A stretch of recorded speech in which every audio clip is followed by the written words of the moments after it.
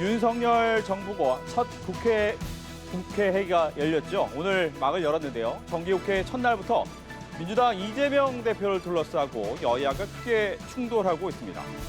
장보경 기자, 국민의힘이 이 대표를 향해서 강하게 공세를 펼치고 있군요. 네, 말씀하신 대로 국민의힘 권성동 원내대표는 아침 회의에서 작심한 듯 민주당 이재명 대표를 겨냥했습니다. 이 대표와 쌍방울그룹의 검은 커넥션이 드러나고 있다며 국민적 의혹을 소상히 밝히라고 강조했는데요. 쌍방울이 발행한 100억 원 규모의 전환사채를 페이퍼 컴퍼니 2곳이 사들였는데 이 중 한 곳의 사회이사가 이태영 변호사라며 이 대표의 선거법 위반 사건 변호인이라고 밝혔습니다. 일련의 사건들이 범죄 스릴러 영화와 같다며 살아있는 형법 교과서라고 지적했습니다. 이 대표를 향한 국민의힘의 공세는 더 있었습니다. 송원석 원내수석은 멀쩡한 형님을 강제로 입원시키려 했던 이 대표는 비정한 정치를 즉각 중단해야 한다고 말했는데요.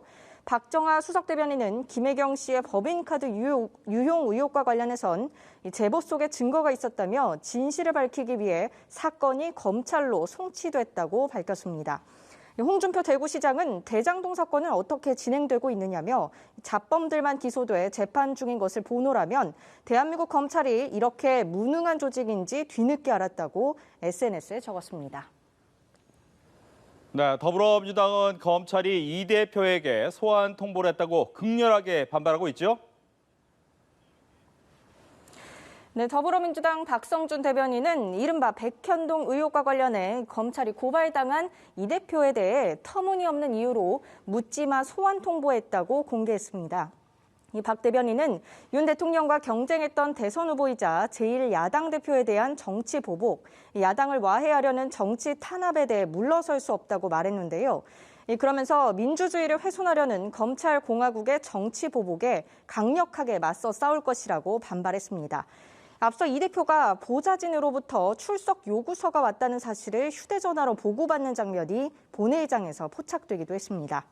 이 대표가 소환된 사건은 백현동 부지 용도 변경 특혜 의혹과 관련해 경기도 국감에서 허위 사실을 공표했다는 등 공직선거법 위반 혐의로 고발당한 건입니다.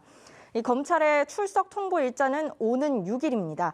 이 대표 측은 출석 여부는 현재 미정이지만 이미 이 건과 관련해선 충분히 소명을 했다고 보고 출석하지 않는 것에도 무게를 두고 있습니다.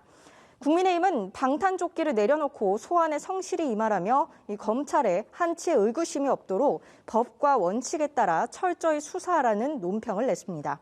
반면 민주당은 김 여사와 관련한 사건, 국민의힘 의원들에 대한 고발 사건은 줄줄이 무혐의 처분한다고 비교 공세하며 야당 탄압이라고 맞서고 있어 여야의 충돌은 계속될 전망입니다. 지금까지 국회에서 전해드렸습니다.